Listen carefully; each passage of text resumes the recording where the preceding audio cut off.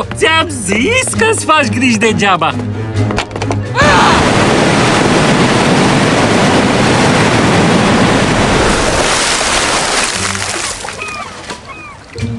Bună! Bine că sunteți steferi! Nu e supărată că am distrus casa? Oh, nu, supărată e mult prea puțin spus!